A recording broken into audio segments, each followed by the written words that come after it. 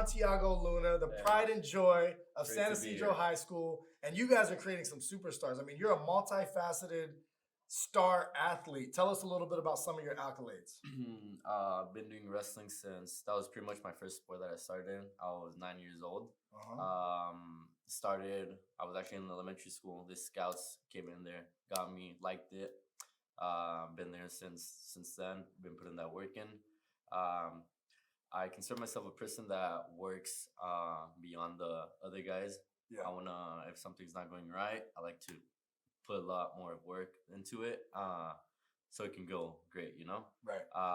That happened obviously in high school, a bunch of sports. Love that. I love the competition and stuff, so I put the work into every sport. Consider myself a talented person because there's some spot, for example, football. First year doing it, became MVP of the year against other experienced football players. Right. So yeah, that's pretty much it. Football and wrestling were my top focus. So I'm going to talk about your wrestling, and then we'll get into this newfound rivalry. We have your opponent, Jonathan Wilson, sitting in the room. You sat in the room during his interview, and so that's why the tension is a little bit different than a lot of the interviews that you may have seen here. There's a lot of camera equipment around, and everyone here is nervous because if somebody loses it and it turns into some type of scuffle, it could be very expensive in this very expensive studio. But I trust that none of that's going to happen. You used to wait in line at the border to cross the border to go to wrestling practice on a daily basis. Yes, sir. And then went to high school here as well. So even when you were younger, when you were 9, were you doing wrestling over there or over here? I was doing it. I started in Mexico. Since I just practiced the first couple of years, like 2 or 3 years, only practiced once. And then I got sent to this private type of apartments where only wrestlers or athletes, high performance athletes were. How old were you? What age? I was 13, 12 years old. You said you only practiced once when you were young. What does that mean? What did you mean by that? I was young. Yeah, so you started when you were 9. I started when I was 9. And then there's only practiced once in a day. When I was a day.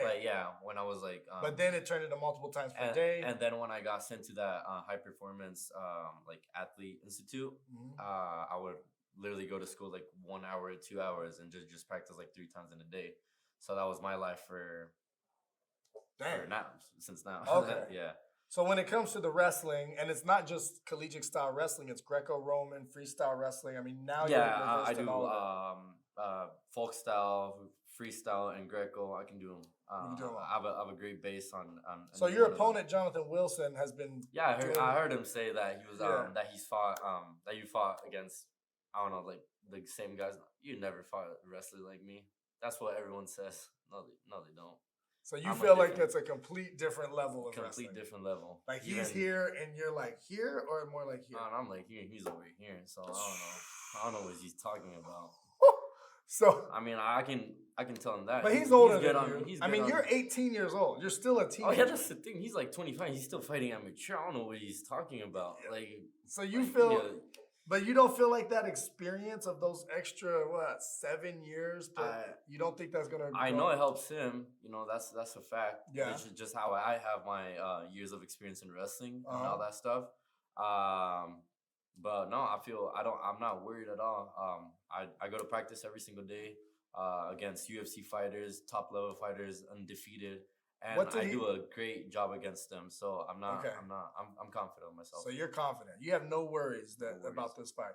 They're doing a documentary on you. There's going to be a press conference where they want Jonathan Wilson to go at your school. I mean, you're a star at your school. Yes, it's an interesting time because San Ysidro High School, it's on the border. They call you the border boy. Yes, sir. You got Mikey Williams over there. He's like the best high school prospect and one of the best high school prospects in basketball history. Yeah, celebrity. Yeah, celebrity already, not even in the NBA yet. Millions of followers. He's getting, multi-million-dollar contracts for shoes and everything else. What's going on down there? Is there something in the water? How are you guys breeding these high-level athletes? I mean, I would say... Because Mikey Williams is one of a plethora. These other guys on the team are some of the best in the country, and Mikey just happens to be, and the star and the shine. But all these other guys deserve similar accolades as him on the basketball team. There's probably like five or six of them that are ridiculous, all going to the NBA.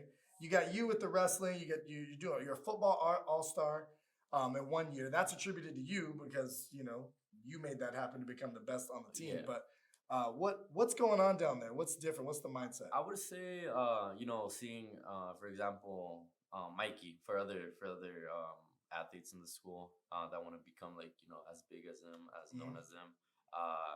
It gives them a motivation, like to see him to be that big.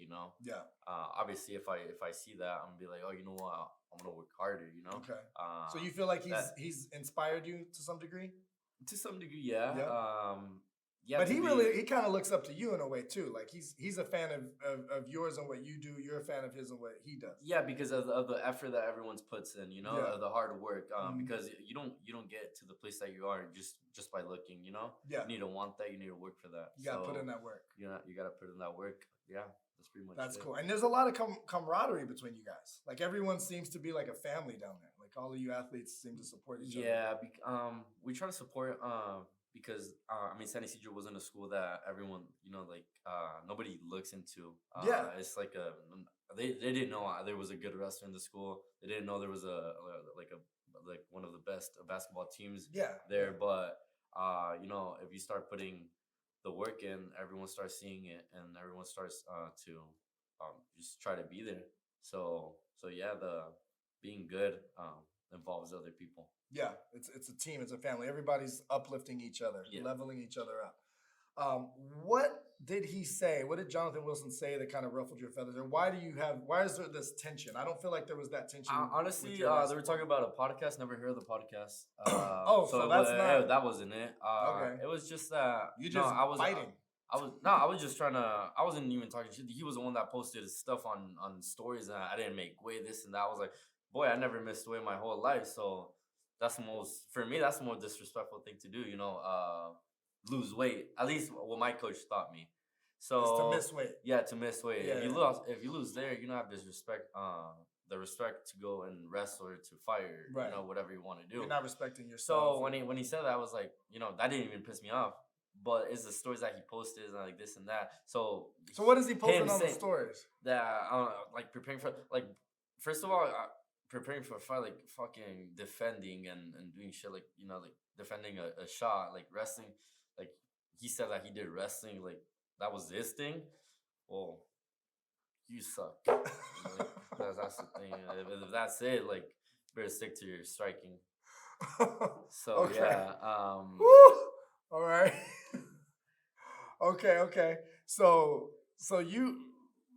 whatever he's posting on his stories is kind of pissing you off a little bit. You come in here to the studio.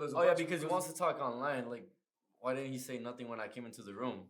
All quiet, and you didn't say shit. That's why. And then saying that first you need to learn how to. He says first you need to learn how to talk shit. Like, boy, I wasn't even talking shit. I was just like, oh, what's up? What you said on like the fuck, like just stories, posting stories. Like, come on, man. You want to talk? We can talk in the cage. No worries. Talk with the fists. No worries. Okay, this is exciting. It's a little bit nerve-wracking because I've never had two opponents in here, especially disgruntled opponents, in the studio at the same time. They're always in the hallway, and usually they don't even come on the same day. Promoters gold, but liability nightmare. So what can your fans expect to happen when you fight Jonathan Wilson, who's sitting right there looking at us on February 17th? By the way, you guys, epicfightinglive.com is where you can get the pay-per-view to watch these guys fight. This is the main event. We've got I think 12 or 15 amazing fights for you guys to see, so you're definitely going to get your money's worth. But even if you just saw this fight, it'll be worth the $20 or whatever it costs to order this on pay-per-view. If you can make it to the event, you can make it to San Diego by 8 o'clock on February 17th, then get your tickets, epicfighting.com, links in the bio. What can your fans expect to see when you guys get in the cage? I expect a quick fight. Mm-hmm. I am gonna take the fight to the ground. Mm-hmm. That's what everyone expects. That's what I do. That's my strongness. I know he's gonna have to get some distance in. Mm-hmm. I'm practicing for that. I'm training every day.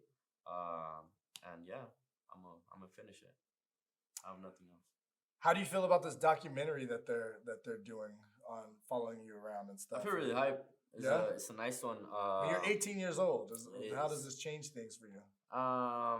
I feel like it gives me the strength to like work harder. You Mhm. know, obviously some days I feel like not training, not doing something, but I already did the big step of not going into wrestling for college or university and just sticking to my MMA? MMA career. So you're giving up all of this opportunity in I'm giving wrestling just to everything. follow your MMA dreams? That's wild.